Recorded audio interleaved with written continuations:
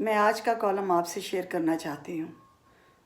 थोड़ी देर के लिए आप मर्द की जगह खड़े होके महसूस करें मेरे इस कॉलम को, जिसका उन्वान है मेरी पैदाइश पर लड्डू बांटे जाते हैं। 4 बहनों के बाद पैदा हुआ तो ख़ानदान भर में खुशी मनाई गई।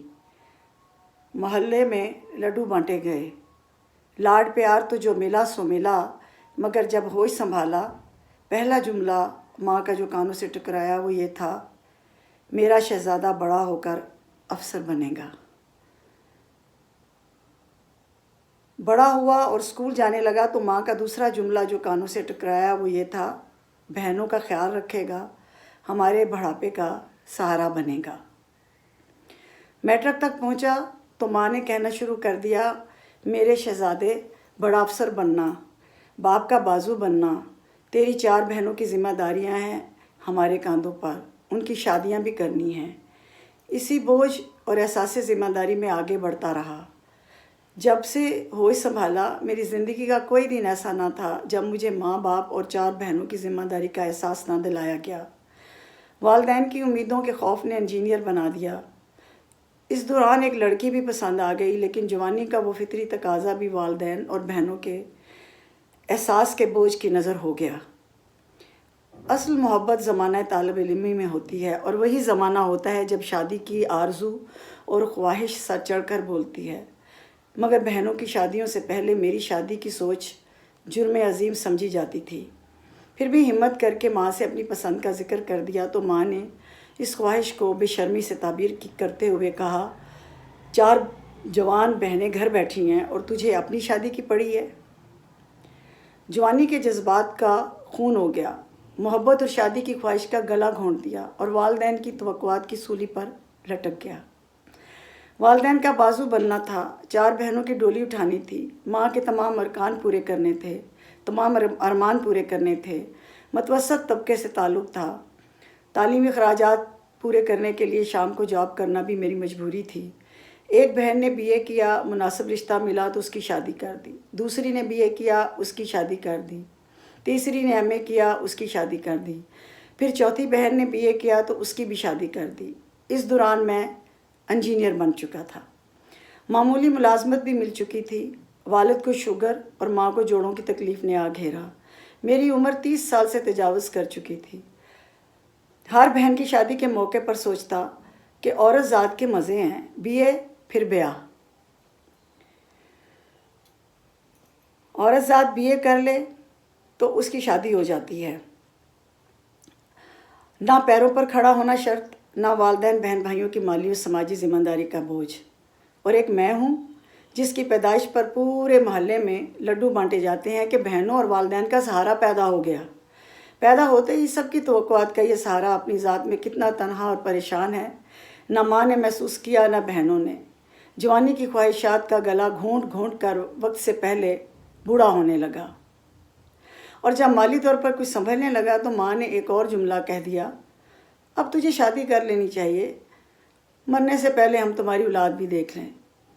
इस स्टेज पर शादी भी एक ज़िम्मेदारी के सिवा कुछ महसूस ना हुई कि वालिदैन को घर में रौनक चाहिए और वो अपनी मर्ज़ी की बहू ले आएँ। माँ और बहनों के बाद मेरी ज़िंदगी में एक और औरत की एंट्री हो जाती है जो घर आते ही कहती है, मैंने आपके लिए अपने वालिदैन, बहन भाई, घर, शहर सब कुछ छोड़ा है। बीवी के ये जज्बात और जुमले ने बता दिया कि जनाब मर्द, तुम पर ज़िम्मेदारी का एक नया दौर शुरू होने जा रहा है। यही नहीं, बीवी, 4 बहनों और माँ की तवक्कुआत में तवाज़ुन बरकरार रखना पुल सरात अबूर करने के मज़दाक होता है। अल्लाह ताला ने 2 बेटियों से भी नवाज दिया। उस रोज़ एहसास हुआ कि ए मर्द आहन, ज़िम्मेदारी और तवक्कुआत का सफ़र ज़ीरो से शुरू होने जा रहा है। भूल जा तूने वालिदैन के लिए क्या कुछ किया, बहनों और उसके बाल बच्चों के नाज नखरे कैसे उठाए रखे, बीवी का मुरीद बनने में क्या क्या झेलना पड़ा। अब तू बाप बन चुका है। बहनों की ज़िम्मेदारी का निस्फ से ज़ायद तेरे बाप ने अदा किया था। तू तो सहारा और सपोर्ट था, आज तो खुद बाप बन चुका है। अब 100% का ज़िम्मेदार है। बेटियों को आला तालीम दिलाई, रिश्ते तलाश किए, शादियां कर दी। एक अपने घर में खुश, जबकि दूसरी को तलाक लेना पड़ी। तलाक याफ्ता बेटी की 4 साला बेटी यानी मेरी नवासी میری گود میں بیٹھی کھیل رہی تھی اور میں سوچ رہا تھا کہ اللہ تعالیٰ نے آدم علیہ السلام کی صورت میں عورت سے پہلے مرد کو کیوں پیدا کیا؟ پھر فرشتوں کو اس مرد کو سجدہ کرنے کا حکم کیوں دیا؟ پہلے عورت کیوں پیدا نہ فرمائی؟ فرشتوں کو عورت کو سجدہ کرنے کا حکم کیوں نہ دیا؟ خالق نے یہ اعزاز شاید اس منصب کی بدولت دیا جو مرد کو عورت کی ذمہ داری کے تحت سونپ دیا گیا تھا۔ والدین، بہن، بھائی، بیوی، اولاد کی ذمہ داریوں کے بوجھ تلے کب جوانی سے بڑھاپے میں قدم رکھا، وقت نے سوچنے کی مہلت ہی نہ دی۔ آج میں اپنے باپ کی اس سٹیج پر کھڑا ہوں جہاں مجھے بھی بلڈ پریشر اور شوگر کے امراض لاحق ہیں۔ معاشی گاڑی گھسیٹتے گھسیٹتے بدن نحیف ہو چکا ہے، مگر اب نواسی کو ایک تندرست اور مضبوط نانا کی ضرورت ہے۔ مالی مشقت اور ذمہ داریوں کی گاڑی کے پہیے کو ایک لمحے کے لیے بھی سستانے کا موقع میسر نہ آ سکا۔ نواسی گود میں بیٹھی کھیل رہی تھی اور میں 65 برس کی عمر میں پھر کم عمر ذمہ دار بھائی کے دور میں کھڑا خود کو دیکھ رہا تھا۔ سفر رک گیا ہے۔ فرشتوں کا مجھے سجدہ کرنے کا سبب سمجھ آنے لگا، اور اس حدیث کی بھی کچھ سمجھ آنے لگی کہ اگر اللہ تعالیٰ کے سوا کسی کو سجدہ روا ہوتا تو عورت کو حکم ہوتا کہ وہ اپنے شوہر کو سجدہ کرے۔ اور یہ سوچ کر میری آنکھیں بھیگ جاتی ہیں کہ میری ہر عورت، خواہ میری ماں ہے، بہن ہے، بیوی، بیٹی یا نواسی پوتی، سب نے مجھ سے توقعات وابستہ کر رکھی ہیں، اور مجھے سب سے پہلے بطور ایک مرد سہارا اور شیلٹر کے دیکھا جاتا ہے۔ میرا ایک بت بنا دیا گیا ہے جو نہ روتا ہے، نہ ٹوٹتا ہے، نہ کمزور ہوتا ہے، نہ ذمہ داریوں سے بھاگ سکتا ہے۔ لیکن عورت کا کوئی رشتہ یہ محسوس کرنے کی زحمت نہیں کرتا کہ میں مرد نہیں روتا، مگر باپ روتا ہے، بیٹا کمزور ہوتا ہے، شوہر گھبراتا ہے، بھائی پریشان ہوتا ہے، نانا دادا ٹوٹ سکتا ہے، اور کبھی تو ایسے حالات و واقعات، امتحان و آزمائش میں پھنس جاتا ہے جہاں وہ خود کو بالکل تنہا کھڑا پاتا ہے۔